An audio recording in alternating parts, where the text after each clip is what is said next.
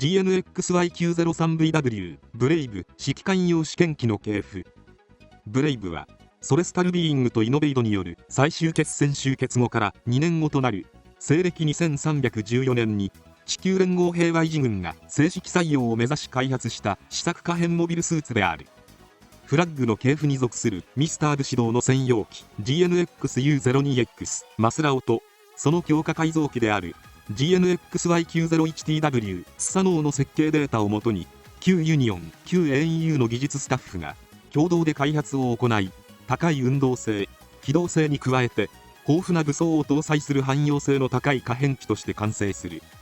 このブレイブは西暦2314年の時点では試験機として性能評価が検討された段階にあったため、仕様の異なる指揮官用試験機1機と一般用試験機5機が専任の試験運用部隊ソレブレイブス隊に配備され、指揮官用試験機には隊長を務めるグラハム・エーカーが登場した。なおメタルビルドから発表された新たなエクシアガンダムデバイズエクシアの存在が明らかになり、デバイズエクシアに搭載されているダブルドライブというシステムが再び注目を浴びている。実はこのダブルドライブはグラハムが登場したマスラオやスサノーブレイブ指揮官用試験機にも採用されていると言われており、その開発過程や搭載過程というものが語られていなかった。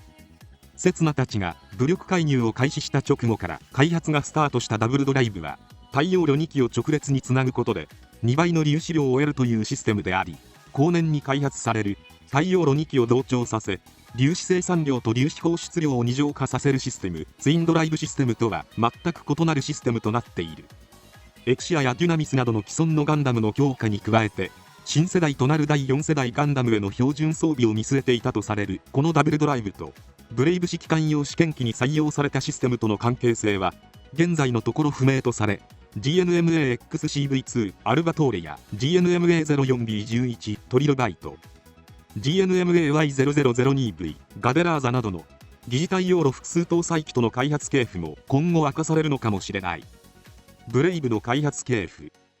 前述の通りブレイブは旧ユニオン旧 AEU の技術陣が中心となって開発した機体であり、その系譜の始まりは西暦2270年代に勃発した太陽光発電紛争時代から西暦2308年までユニオンの主力可変モビルスーツであった VMS15 ユニオンリアルドにまで遡る。ユニオンリアルドは当時の各国のモビルスーツ軍の中ではモビルスーツ形態と飛行形態の使い分けが可能な陸戦空戦双方を両立させた画期的なモビルスーツであった。しかし出撃中での変形機能を有しておらず、モビルスーツ形態と飛行形態の切り替えには基地施設や空母などの拠点地において乾燥作業が必要となり、パーツの組み替えや取り付け作業が頻繁に行われたりと技術的な問題点も抱えていた。その反面装備の乾燥ユニットの増設による仕様変更が容易な機体構造となっており、可変機構の拡張性の向上にも効果をもたらしたことで、モビルスーツでありながら飛行形態時には従来の航空機を超える空戦能力を獲得した機体でもある。武装は火力よりも連射性を重視したリニアマシンガン、電磁誘導式実体弾火器リニアライフル、高周波振動ナイフソニックブレイド、左右胸部に搭載された4連装ロケット弾ロケットランチャー、全腕用防御装備ディフェンスロッドを装備。ユニオン構成国を中心にさまざまなバリエーション機が存在し、 AEU の主力可変モビルスーツ AEU-05 ペリオンにも大きな影響を与えることになる。 SVMS-01 ユニオンフラッグ。ユニオンリアルドの後継機として開発されたユニオンの新型主力可変モビルスーツであり、西暦2307年における最新鋭の飛行対応型モビルスーツとして位置づけられた機体がユニオンフラッグである。アイリス社が手掛けた本機はベルファクトリー社製の YMS-02 ユニオンブラストとの次世代主力機争いを制し実戦配備に至っており、この選定テストのテストパイロットとしてフラッグに登場し勝利を勝ち取った人物がグラハム・エーカーである。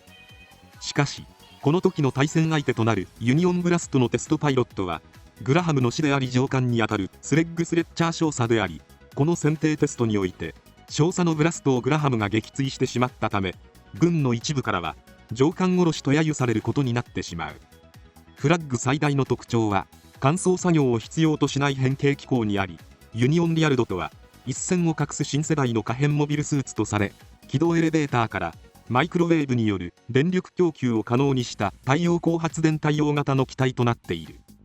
このマイクロウェーブによる電力供給は、太陽光受信網が整備されていない他国での運用も視野に入れ開発されたため、あくまでも補助システムの役割に過ぎなかったとされている。なお、飛行形態による空戦時からのモビルスーツ形態への変形は、失速などの恐れから機体構造上想定されていない機能となっているが、空中変形を可能にした絶技が人呼んでグラハムスペシャルである。武装は 120mm 口径の電磁誘導式実体弾火器リニアライフル、超硬質カーボン製の刀身を備え、刃の周囲からプラズマを発生させることも可能な折りたたみ式近接格闘専用装備ソニックブレイド、両脚部には作戦に合わせて各種ミサイルを換装できるミサイルラック、胴体部のコクピットドラムに内蔵された固定兵装 20mm 機関銃を装備。 SVMS-01E グラハム専用ユニウスフラッグカスタム。この機体は西暦2307年ソレスタルビーイングの武力介入に伴って GN001 ガンダムエクシアに対抗するべくグラハムの要望を聞き入れる形で、フラッグの生みの親であるレイフ・エイフマンが改修を施したカスタム機である。フラッグへの強いこだわりとフラッグファイターとしての高い誇りを持つグラハムは、フラッグをベースにパイロットへの負担を無視した改修と期限を1週間とするという無茶な要求を課し、エイフマンもこれに対して見事に応えたことで、ベース機とは比べ物にならない機体性能を獲得。当時の最高水準となる技術を全て投入し、カスタムされた本機は4機のプラズマジェットエンジンで構成されるフライトユニットを装着し、各部関節の強化、装甲表面へのタイビームコーティング処理、装甲材の軽量化などが図られ、さらには左利きであるグラハムに合わせた調整がなされたことで、並のパイロットでは制御しきらない機体として完成する。この改修によって戦闘時の巡航速度は従来機の2倍近くに達し、最高速度を制限するリミッターも解除されているため、全速旋回時には 12G もの負荷がパイロットにかかるとともに、当然のことながら絶技グラハムスペシャルも健在となっている。武装はベース機と同様の装備に加えて、従来型のリニアライフルよりも威力を向上させた試作新型リニアライフルがマウントされ、防御装備となるディフェンスロッドも含めて各装備はグラハム仕様として左右逆に搭載されている。本機はここからさらなる改修が2度行われており、オーバーフラッグス隊設立に伴い機体性能は変わらないが、新型のリニアライフルトライデントストライカーを装備したオーバーフラッグス仕様と後述する疑似対応炉を搭載した SVMS-01X グラハム専用ユニオンフラッグカスタム2が運用されることになる。さらに対ガンダム専用にエースパイロットだけで編成されたオーバーフラッグス隊仕様の高性能型フラッグ SVMS-01 をオーバーフラッグが開発されている。グラハム専用ユニオンフラッグカスタムに匹敵する改修と強化が施された機体であり、高出力フライトユニットやタイビームコーティング処理が施されている。ただし最高速度を制御するリミッター解除といったグラハム独自の危険な改良は行われることはなかった。フラッグは汎用性の高さから前進機となるリアルド同様、さまざまなバリエーション機が存在し、フラッグをベースにした多数の派生機も開発され、この他にも西暦2314年に刹那 F 精鋭が登場した SVMS-01AP ユニオンフラッグオービットパッケージコロニーガード仕様をベースにカスタムされたソレスタルビーイング仕様の機体や、空戦偵察哨戒型、陸戦重装甲型、宇宙船仕様、作業用使用機などが存在している。 SVMS-01X グラハム専用ユニオンフラッグカスタム2。グラハムに配備される予定であった GNX603T ジンクスの疑似対応炉をフラッグカスタムに搭載し、グラハムの盟友であるビリー片桐がさらなる大規模改修を施し完成した機体フラッグカスタム2である。ガンダムに対抗するために設計上無理な改修を施したため、機体バランスが非常に悪く GN 粒子伝達システムも搭載していない本機であるが、近接格闘専用に特化した改修とノンオプションながら宇宙運用が可能となる汎用性 GNW001 ガンダムスローネアインに一矢報いた際に改修した GN ビームサーベルの搭載など、これらの機体性能にグラハムの操縦技術と気迫が融合した結果、ガンダムエクシアを追い詰める性能を発揮している。なお GN 粒子伝達システムを持たない本機はこの問題を解決するためにモビルスーツ形態時には GN ビームサーベルを使用する左肩部に疑似対応炉を搭載し、巡航時には機体背面中央部に移動する仕様に行き着いている。 GNX704T-AC アヘッド近接戦闘型先駆け。西暦2307年の戦乱末期に運用された疑似対応炉搭載型モビルスーツジンクスから発展し、独立治安維持部隊アローズに配備された GNX704T アヘッド。ユニオンが開発した水中用大型モビルアーマー GNMA04B11 トリオガイトなど様々な疑似対応炉搭載型の機体が開発されていく中で、アヘッドを近接格闘専用にカスタム化した機体が先駆けの開発コードを持つアヘッド近接戦闘型である。エクシアとの戦いで相打ちとなり重傷を負ったグラハムがガンダムに対する執念とガンダム打倒のために仮面で素顔を隠し修羅の道を歩む決意を固めた姿、人呼んでミスター武士道。そんな彼のためにカスタマイズされた先駆けは射撃兵装となる GN バルカン GN ビームキャノンを搭載しているが、あくまでサブウェポンに過ぎず刀剣型格闘兵装 GN ビームサーベルと GN ショートサーベルによる斬撃戦闘用に特化させた仕様になっており、左利きであるミスター武士道に対応した機体構造と OS が組み込まれている。武士の甲冑を連想させる頭部は武士道の意見が取り入れられていると言われており、後頭部から伸びたケーブルは追加武装にエネルギー供給を行うためのエネルギーケーブルであるとともに、右腕部には GN コンデンサーを搭載した E カーボン製の GN シールドを装備している。 GNX-U02X マスラオ。アローズの開発主任に就任したビリー片桐がミスター武士道の先駆けを超える専用機の開発という要請に応え、両腰部のサイドバインダーに疑似対応炉を1機ずつ合計2機搭載することで生み出されたパーソナルカスタマイズ機がマスラオである。漢字ではマスラオと表記され、当初はアヘッドをベースに開発が進行していたが、武士道の直談判と専用機の開発という要請を受け、フラッグをベースにした新たな設計プランが進められることになる。こうして完成したマスラオは武士道の戦闘スタイルに合わせた近接格闘戦に特化した仕様、疑似対応炉である2機の GN ドライブタウの性能を最大限に引き出す設計、頭部の巨大なクラビカルアンテナなど先駆けを超える機体として完成し、 GN ドライブタウ搭載機では初となるトランザムシステムを搭載した機体でもある。マスラオに搭載されたトランザムシステムを武士道は奥義と呼称し、レイフ・エイフマン教授が生前残したメモをもとにビリーが解析。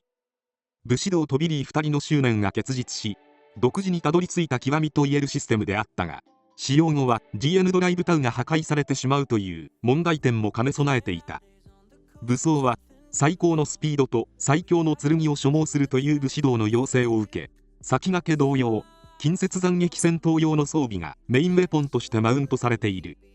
ハワードの名を持つ GN ロングビームサーベル、ダリルの名を持つ GN ショートビームサーベルを装備し、二刀流による戦闘スタイルが採用され、頭部には対人レーザー機銃を2門、胸部には GN バルカンを2門搭載している。さらに頭部の巨大なクラビカルアンテナを利用したビームリング投射砲ビームチャクラムを内蔵している。 GNXY901TW スサノー。完成形といえるマスラオにさらなる強化改修を施した機体がスサノーであり、さらなる近接格闘戦能力の向上と GN 粒子制御能力の向上、大容量 GN コンデンサーの増設、斬撃用装備の強化と砲戦使用兵器の追加によってマスラオを超える高性能化を実現。さらに GN 粒子制御能力の向上と大容量 GN コンデンサーの増設によってミスター武士道に奥義と言わしめたトランザムシステムのさらなる強化が施され、両肩部と両肘部には防御機能を有する GN フィールド発生装置の搭載、左腕部にはエネルギー制御のためのガントレットが装着されている。武装に関してはマスラオの GN ロングビームサーベルと GN ショートビームサーベルのビーム発信機を移植したビーム実体験併用型サーベル、白縫いと雲竜というコンビネーションソードへと進化を遂げ、両腰部のサイドバインダー先端がハサミ状に展開する GN クロー、両肩部と腹部の3カ所の発射口から放たれる展開式大型ビームキャノントライパニッシャーを搭載している。このトライパニッシャーは球状の高出力ビームを機体前面に展開し放出する高火力のビームキャノンであり、発射口の展開にはユニオン系モビルスーツの変形機構が採用されている。なおトランザムシステム使用後に GN ドライブタウが破壊されてしまうという問題点は継続して未解決のままとなっている。ブレイブの実戦投入とその性能。西暦2314年、ミスター武士道としての仮面とガンダムに対する執念を捨て去ったグラハムは、ソルブレイブス隊の隊長として地球連邦軍機動エレベーター基地でブレイブの試験運用に携わっており、地球圏に接近しつつあった地球外変異性金属体エルスの破壊ミッションにおいて初の実戦投入が行われることになる。グラハムに与えられた指揮官用試作機となるブレイブの頭部には左右の側頭部から伸びるブレードアンテナが搭載され、両腰部にはマスラオやスサノーと同じくサイドバインダーが装備されており、左右それぞれのドライブソケット内に GN ドライブタウが内蔵されている。これは資料によってはダブルドライブ方式とするものも存在し、ガンダムデバイスエクシアのダブルドライブとの関係性は現在のところ不明である。ブレイブは系譜の源流となるフラッグと同じく可変機構を有しており、モビルスーツ形態をスタンドポジション、巡航形態をクルーズポジションと呼称し、その機動性と運動性はソレスタルビーイングの可変モビルスーツ GN011 ガンダムハルートを凌駕すると言われ、搭載された新型 OSレイフが高速戦闘起動中からの変形グラハムスペシャルの補助を担っている。クルーズポジションでは航続距離を大幅に増加させるため、後部に増装型 GN コンデンサーを搭載しており、粒子切れや目標に到達後の戦闘突入時には任意でパージすることが可能となっている。ブレイブの武装。ブレイブは正式採用を前提に設計開発がなされているため、マスラオやスサノーのように近接格闘専用に特化した機体構造ではなく、変形機構を生かしつつさまざまな戦況に対応できるよう射撃兵装を主体に汎用性の高い機体として完成している。各武装にダイレクトな粒子供給を行うエネルギーケーブル構造やダブルドライブ方式の採用はマスラオ、スサノーから継承されているが、変形機構を有する機体構造自体はフラッグ系の流れを組んでおり、グラハムが代々乗りこなしてきた機体を一つに統合することで全体的な機体性能の向上に成功し、汎用性を追求した多彩な武装群を装備している。 GN ビームライフル。ブレイブのメインウェポンとして採用された射撃兵装。オーバーフラッグに搭載されたリニアライフルトライデントストライカーを発展させた武装であり、ドレイクハウリングとも呼ばれている。クルーズポジションでは機種となり、バレルが展開することで放射される高出力モードと先端部を取り外して使用される連射性に優れたショートバレルモードの2種類の機能を有している。 GN キャノン。両腰部のサイドバインダーに内蔵された連射性能に優れたビーム砲。 GN ビームライフルよりは威力は劣るが、スタンドポジションとクルーズポジションの両形態で柔軟に使用でき、短時間での連続照射も可能なことから多数の目標を撃墜するために効果的な威力を発揮した。クルーズポジションではサイドバインダーを回転させることで後方に放射させることも可能となる。また GN ビームライフルと GN キャノンを同時放射することでスサノーから継承された超高出力ビーム砲トライパニッシャーの運用も可能になっており、本機最大の火力を誇る反面、粒子消費量が桁違いに大きいというデメリットも併せ持っている。 GN ビームマシンガン。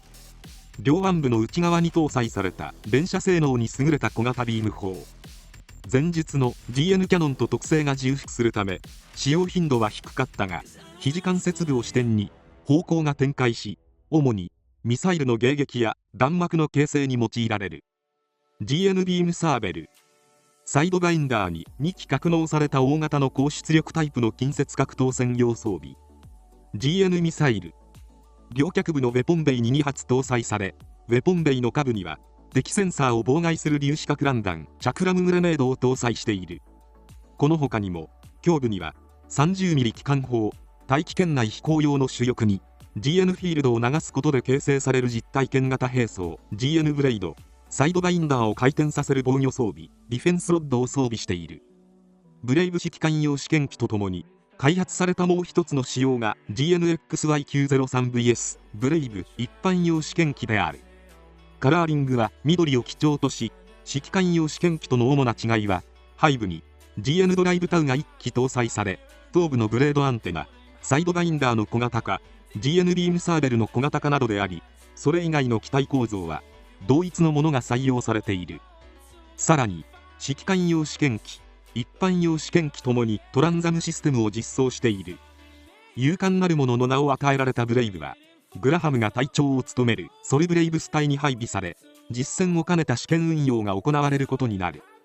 地球外変異性金属体エルスの侵攻を食い止めるべく、グラハムを筆頭にビクトル・レオーノフ、ルドルフ・シュライバー、アキラ・タケイ、イエーガン・クロー、ネフェルナギーブの6名からなる精鋭部隊は、先遣艦隊救援戦や地球圏絶対防衛戦の戦いに身を投じ、エルスの中枢を目指す刹那のダブルオークアンタの突破口を切り開くため、グラハムとブレイブは自爆を兼ねた特攻を仕掛けることになる。以上、ブレイブの系譜を終わります。最後まで動画をご視聴いただきありがとうございました。チャンネル登録、高評価よろしくお願いします。